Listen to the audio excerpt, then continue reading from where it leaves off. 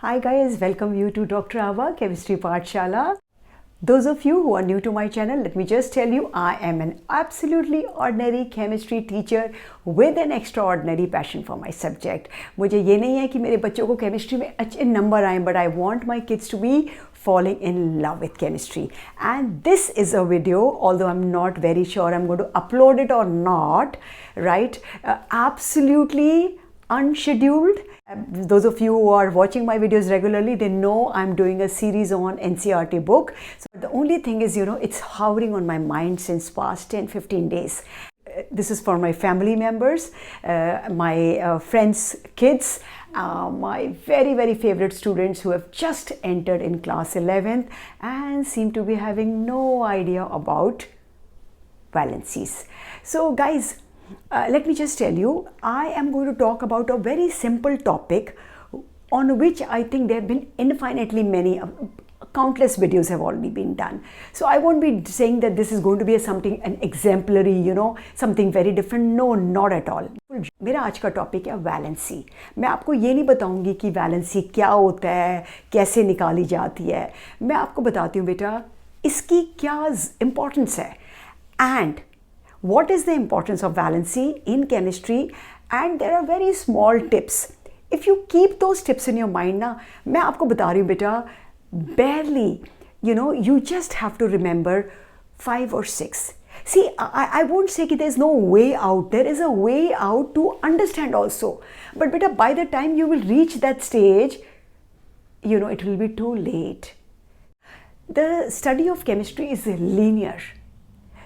There are subjects where, something like if you're doing mathematics and you're not doing very good in algebra, doesn't matter that you won't do good in arithmetic also. So I won't say they're absolutely different, but बहुत ज़्यादा relation नहीं होता. लेकिन chemistry में यह है कि एक चीज़ से दूसरी चीज़ बहुत ज़्यादा जुड़ी हुई है.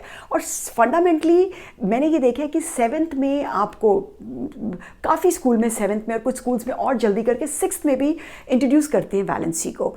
I know kids, it's such a very, very premature age for a child to understand. Still I'm telling you बेटा, अगर आप 7वीं और 8वीं का बच्चा भी अगर एक अच्छे तरीके से वैलेंसीज को सम हैंडफुल ऑफ देम अगर मेमोराइज कर लेता है तो things become so easy later. नहीं तो बेटा वो जो आपकी लिस्ट है वो बढ़ती जाती है and as you move to the senior classes आपको करने के लिए बहुत कुछ होता है. Valency takes a back seat, but it takes a back seat, but it is always there. It plays role in every topic. So let's get over with this now. Let's get over with this. It's not a big, बहुत बड़ा कुछ rocket science नहीं है, बहुत ही simple सी चीज़ है. तो आपकी teacher क्या कराती है, क्लास में आती है और बोर्ड के बीच में एक लाइन ड्रॉ करती है, फिर वो लिखती है एक तरफ बेसिक रेडिकल्स, एसिडिक रेडिकल्स, और नहीं तो फिर कैटायंस और एनायंस. ठीक है. सो 2 तरह की वैलेंसी होती होगी, आपको बताया गया होगा कि एक पॉजिटिव वैलेंसी होती है और एक नेगेटिव वैलेंसी होती है. कैटायंस की होती है और एनायंस की होती है. कितनी बार मैंने देखा है कि बच्चे यही कंफ्यूज कर जाते हैं कि कहीं इसकी पॉजिटिव है या नेगेटिव है. तो सबसे पहला आपको टिप बता दूं कि आपको कभी भी कंफ्यूज होने की ज़रूरत नहीं है कि ये एनायन की होगा या कैटायन होगा. ये भी बता दूं आपको, सेम चीज़ एनायन का भी काम कर सकती है और कैटायन का भी काम कर सकती है, राइट. ऑल्दो ऐसे बहुत सारे एग्जाम्पल नहीं है लेकिन कर सकते हैं. एक बड़ा ऑब्वियस एग्जाम्पल, हाइड्रोजन कैटायन भी है, हाइड्रोजन एक एनायन का भी काम करता है. लेकिन जब वो एनायन का काम करता है तो उसका नाम हो जाता है हाइड्राइड. तो एक आपकी पहली टिप यही से स्टार्ट होती है. जो कैटायंस की वैलेंसीज होगी, ठीक है, कुछ भी वैलेंसी हो, 1 हो 2 हो, ऑल्दो इसके पीछे एक साइंस है, लेकिन for 7th and 8th grade बेटा वो साइंस एप्लीकेबल नहीं है. 7th और 8th ग्रेड के बच्चे के लिए वो साइंस एप्लीकेबल है. 9th 10th एंड ऑनवर्ड्स जब बच्चा इलेक्ट्रॉनिक कन्फिग्रेशन करता है. तो अभी के लिए आप ध्यान रखो बेटा, आपको कुछ पॉजिटिव वैलेंसीज याद करनी पड़ेंगी. और पॉजिटिव वैलेंसीज में 99% ऐसा होगा कि अकेला ही एलिमेंट होगा. Na, Ca, K, right, Mg. जब भी आप कैटायन की वैलेंसी करोगे तो कैटायन हमेशा यूजली अकेला ही होगा और उसका नाम में बिल्कुल चेंज नहीं होगा. सोडियम, पोटेशियम, एलिमेंट का भी वही नाम है, कैटायन का भी वही नाम है. एक आध आपके पास एक्सेप्शन है, मैं सबको बताती हूँ chemistry is the subject of exception, right. So एक आध आपके पास बच्चे ऐसे हैं जिसमें आपने क्या करना है, एक से ज़्यादा एलिमेंट है। जैसे आपने I think 7th 8th 9th के बच्चे को पता होना चाहिए अमोनियम NH4+, N भी आता है, H भी आता है, राइट, बहुत सा, राइट, लेकिन इसके पास पॉजिटिव वैलेंसी है। अदरवाइज यूजली ऐसा होता है कि सिर्फ जो मेटल्स होते हैं जो अकेले अकेले उनके नाम होते हैं उनकी पॉजिटिव वैलेंसी होती है। और इसमें से बच्चे आपको ना, मैं ये कह रही हूँ आपको इनकी वैलेंसी बहुत ज़्यादा अच्छे से याद करने की ज़रूरत नहीं है। आपको कुछ ऐसी ऑब्वियस वैलेंसीज हैं जिनकी हेल्प से आपकी इनकी वैलेंसीज आपको पता हो जाएंगी। फिर भी मैं आपको एक सिंपल सी लिस्ट दे देती हूँ। लाइक आप एक 7th 8th 9th के बच्चे को ये वैलेंसीज पता होना चाहिए, राइट। अब बेसिक सी लिस्ट आपको दिखाई दे रही होगी, सो ये आप कर लीजिएगा, राइट। और धीरे धीरे बेटा जैसे आप कंफर्ट लेवल आपका बढ़ता जाए आप अपनी लिस्ट खुद से बढ़ाते जाओ। You get my point. अब आते हैं हम एनायन, जिसे आप कहते हो एसिडिक रेडिकल। ना एसिडिक रेडिकल में आपको पता है नेगेटिव वैलेंसी होती है, और आप हमेशा देखिएगा इसमें नाम बदल जाता है। क्लोरीन बन जाता है क्लोराइड, सल्फर बन जाता है सल्फाइड, राइट। सो कभी भी नाम ऑक्सीजन, राइट, ऑक्सीजन बन जाएगा ऑक्साइड। तो जब भी नाम चेंज होगा उसके पीछे, राइट, कोई भी सफिक्स आएगा, कुड बी एट है, आइट है, आइड है, यूज, राइट, तो क्या होगा, ये एनायन होगा, पक्का ये एनायन होगा, जिसे आप कहते हो नेगेटिव। और जब भी फॉर्मूला लिखते हो तो पहले किसको लिखते हो, कैटायन फॉलोड बाय एनायन, ठीक है। और फॉर्मूला लिखने का तो अपना तरीका होता है, वो आप किसी और वीडियो में देख लीजिएगा, या आपको स्कूल में पता ही होगा कैसे वैलेंसीज को क्रॉस मल्टीप्लाई करते हैं, राइट। अब वापस आते हैं हम एनायन पे। तो एनायन पे बच्चे मैंने आपको बताया एक तो नाम थोड़ा बदल जाएगा, कोई भी सफिक्स आएगा आप समझ जाना ये पक्का एनायन है, ओके। अब चलते हैं थोड़ी सी हिंट्स जो आपको हेल्प करेंगी वैलेंसी को याद करने के लिए। गाइस हमेशा ध्यान रखिएगा जब भी सफिक्स आता है IDE, आइट, तो ये सफिक्स होता है हमेशा जो नाम आवाज आ रही है ना उसी के बारे में है। लाइक सल्फाइड, S के बारे में बात हो रही है, आयोडाइड, I के बारे में बात हो रही है, नाइट्राइड, N के बारे में बात हो रही है, फॉस्फाइड, P के बारे में बात हो रही है, hydro oxide, hydro, hydrogen, oxide, oxygen, OH के बारे में बात हो रही है। तो ये सारी क्या है, आइड वाले में प्योर जो आपका एलिमेंट का नाम जिसकी आवाज आ रही है उसके पास कोई वैलेंसी है। कितनी वैलेंसी है वो याद करना पड़ेगा, उसके पीछे भी एक लॉजिक है। अगर आपको इलेक्ट्रॉनिक कॉन्फ़िगरेशन आता है तो आप वो लॉजिक यूज कर सकते हैं। But since this video is meant for class 7th, 8th, 9th, 10th all, so I'm not going to talk about electronic configuration, right बेटा। तो क्या करना है, ध्यान रखिएगा, आइड जब भी आ रहा है तो प्योर एलिमेंट है, ठीक है।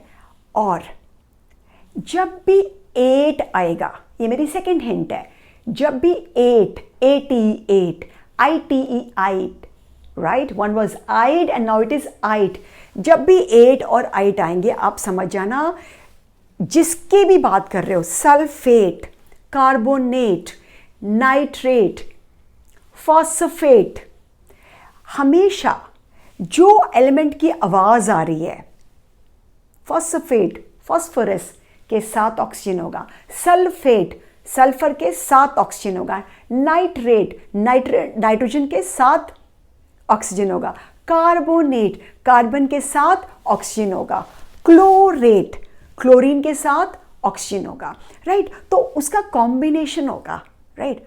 लेकिन कौन सा कॉम्बिनेशन होगा ये आपको याद करना पड़ेगा, याद करना पड़ेगा।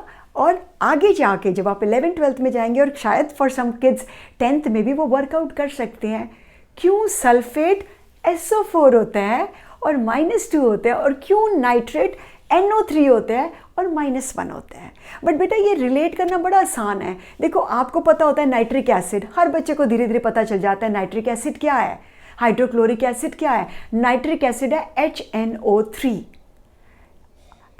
H का वैलेंसी हर एक को पता है कि H का वैलेंसी +1 होता है, तो नाइट्रेट हैज़ टू बी -1, क्योंकि आपको पता है जब वैलेंसीज बराबर होती हैं तो नीचे वो कोई नंबर नहीं आते बॉटम में, है ना। जैसे BaCl2 नीचे 2 आता है, लेकिन HNO3 में कोई नंबर नहीं आता, तो जो H का वैलेंसी है वही नाइट्रेट का वैलेंसी है।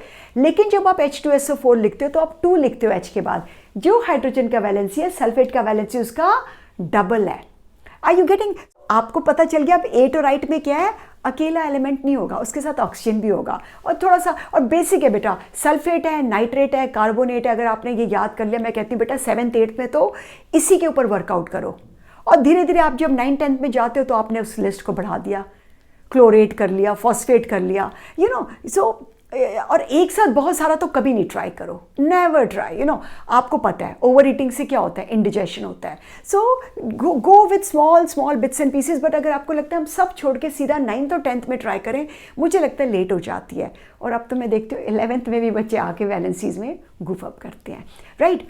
सो अब आते हैं मेरी ट्रिक नंबर 3 पे। मेरी ट्रिक ये कहती है बेटा, हमेशा 8 और 8 इनके बीच में वैलेंसी का कोई फर्क नहीं होगा। You get my point?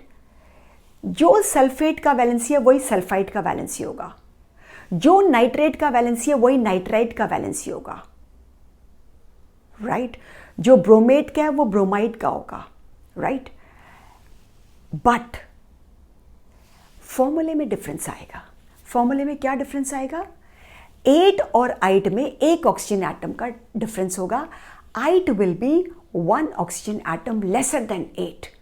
अगर फॉस्फेट PO4 3- है तो फॉस्फाइड PO3 3- होगा। Valency no difference, oxygen there is a difference. Reduce it by 1 in 8, as simple as. So this is my trick number 3.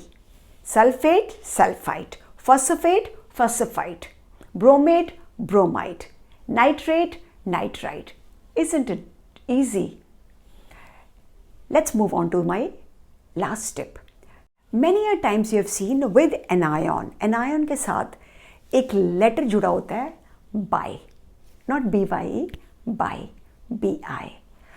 इस बाई को आप हाइड्रोजन भी बोलते हो। Hydrogen carbonate, hydrogen sulphate, right. So by carbonate, by sulphate. तो बेटा इसमें आपने कुछ नया याद नहीं करना है। You already have an idea of what is sulphate, what is nitrate. By sulphide, किसी के साथ भी बाई लग सकता है, आइड के साथ भी बाई लग सकता है, bi sulphide, bi phosphide. Okay, now what is this bi guys? This bi is actually, जब भी लेटर आएगा बाई, लेटर नहीं बेटा, basically it's a word, BI। तो ये I can't call it a letter, तो कॉम्बिनेशन ऑफ लेटर है। तो जब भी ये आएगा ना, तो आप क्या करोगे बच्चे?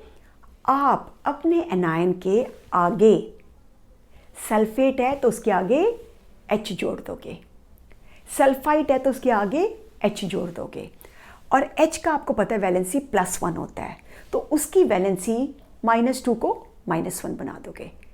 You get my point?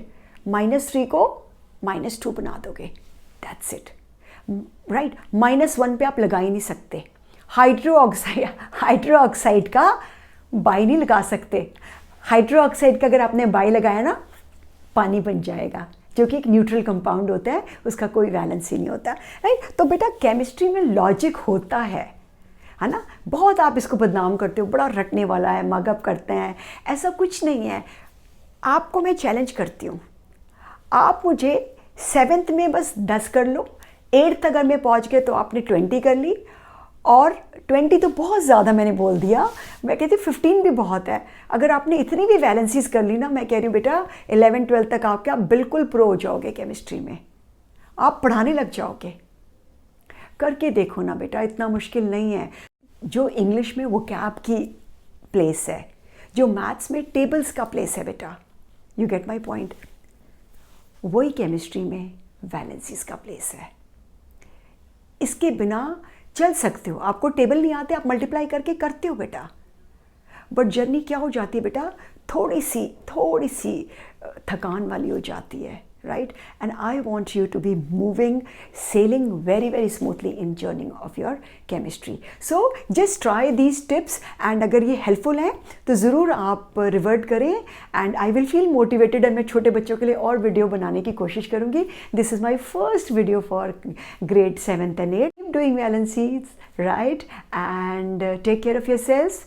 Stay blessed. God bless.